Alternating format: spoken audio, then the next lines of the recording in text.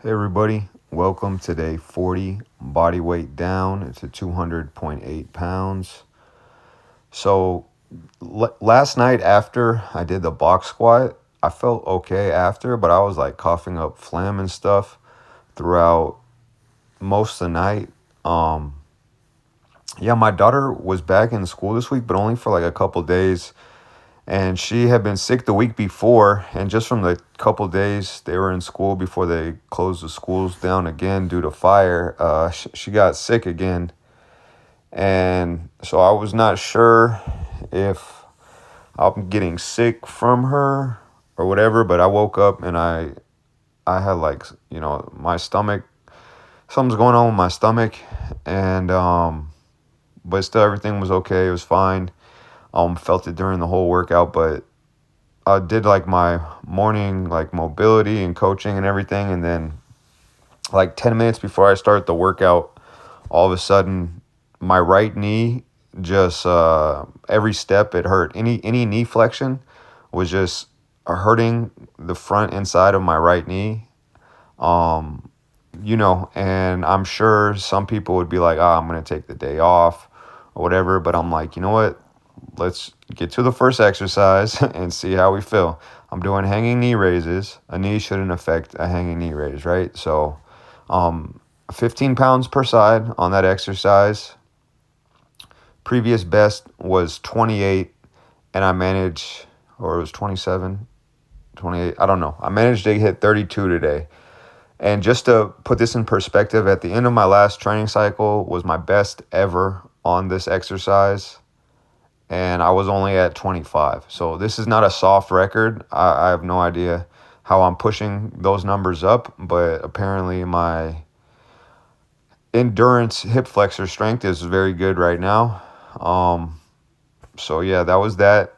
Moving on to the single leg iso bridge. I finally got a PR on one of these variations yesterday, or the day before. It was with 135. Yesterday was 155, and it's uncontested record that I got. It was a soft record. But anyway, back to 50 pounds today. I sped those up double speed, of course. But so the left side is weaker always because that's the hamstring I have torn. And then with the hip issue, it's harder on this side. But I wasn't even sure if I could do it with the right side, how my knee was feeling. But again, let's just load up the left side and see where we get. Previous time that I did this was 76 count, and I pushed it up to 83 count. Super happy with that. My all-time best is 90. So I was thinking it was going to take me like another 6 weeks, like not too long ago, to get that record. Now I'm thinking one or two more times cycling back to it, and I should be able to surpass it, hopefully. Yeah, and the hamstrings are they're wrecked after that. Like, you go to like bend over, and it's just like that hamstring is not functioning properly. It's disrupted. So I was happy about that. And then just let you guys know, this set is slow, the sissy squats, and then the step ups at the end. But I have a couple cool things to talk about. I hope you stick with me. So next, I was on to the pendulum sissy squat again. Every step hurts my right knee, so I'm just like, this is a big question mark for me if I'm going to be able to do it. I know I'm using 65 pounds today. My previous best was 12. When I went up to 75, I got 11. So I know that I'm capable of pushing this record. And also with 55 pounds, I did 20 the other day. So I did the warm-up set. Okay, my knee feels fine during this movement somehow, miraculously. You would think this movement was going to affect the knee the most, but it felt fine. Loaded on the 65 and started banging them out. Feels fine the first half. Then after the half, I start getting this like torsion pain in the same spot on that right knee. But I mean, the right rectus femoris felt fine. So you can't win them all, Something's always going to be filling off, like I say. If I wait till feel good to train, I'm never going to make progress. It's just, I'm just too my training age is too high. So, and I understand all the risks, and I'm down to drive the car till the wheels fall off. I don't care.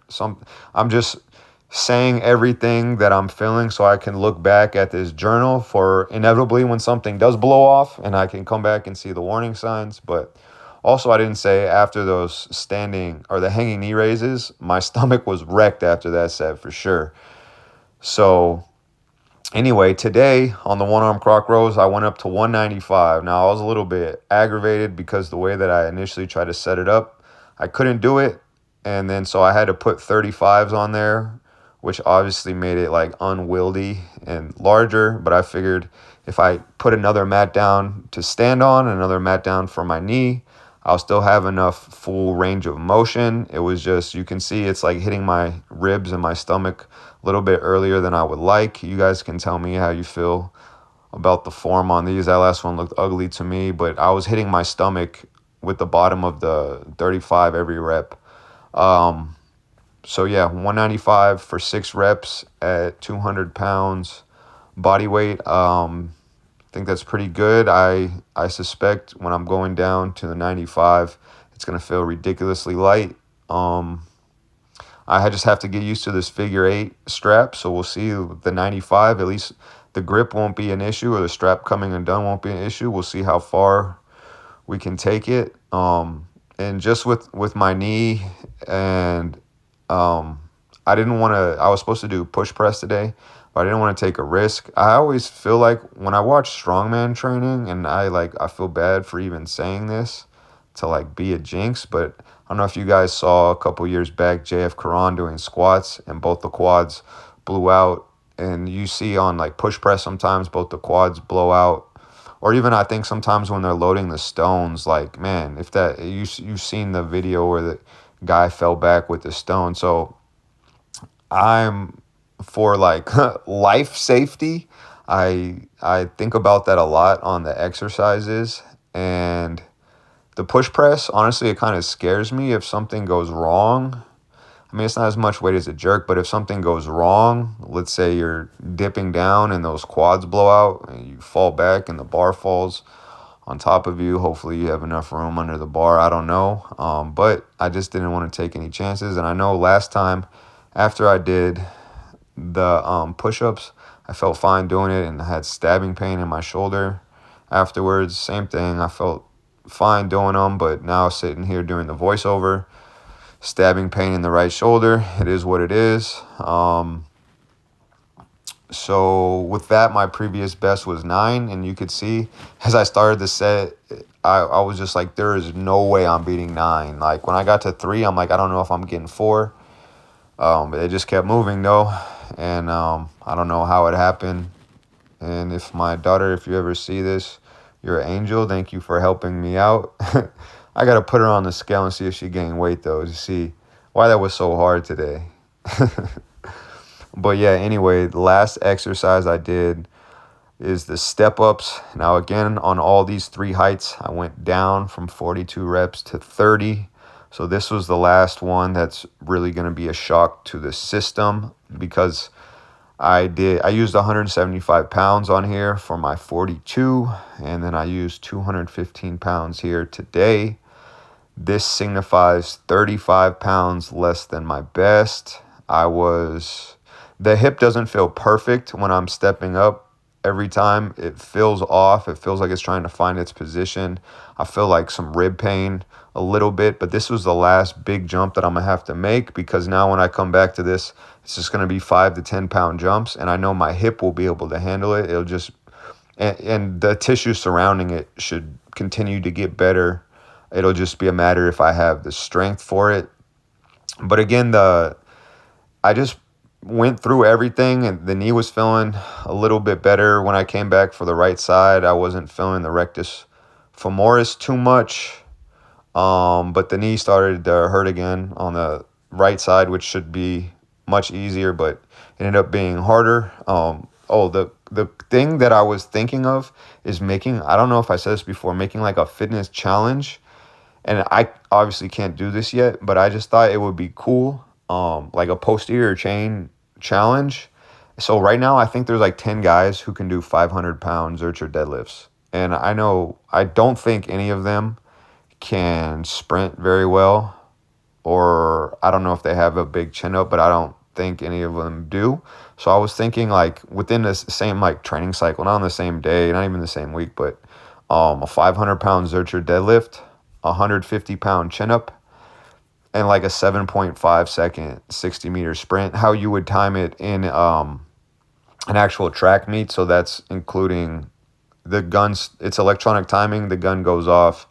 The timer starts before your reaction. Or like around whatever time I can get. I know the guys that are on YouTube that are really fast, they cannot do the zercher deadlift. And the coaches that I can think of off the top of my head, maybe like Will Rattel or Blaine McConnell.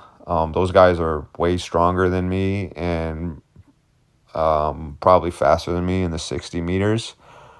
I don't know if they can do a 150-pound chin up, and they would have to train for the zercher deadlift, obviously. But I don't think there's too many people that are even capable of that. Obviously, I haven't been able to do any of those things yet, but I have a 146-pound chin up. I'm confident I can get that to 150. The sprinting time, even if I gain weight, as long as I'm not like 240, I can hit pretty much whatever time I need, and then just a matter of getting the zercher deadlift. But on the way to going up for the record, or if the record gets blown out of the water or something, I don't know. But I just thought that would be a unique challenge that I don't think many people could do, like maybe some like crazy NFL players. But again, the zercher deadlift's so like unique, they would have to train for it. But anyway, those are my thoughts. Thanks everybody, and I'll talk to you tomorrow.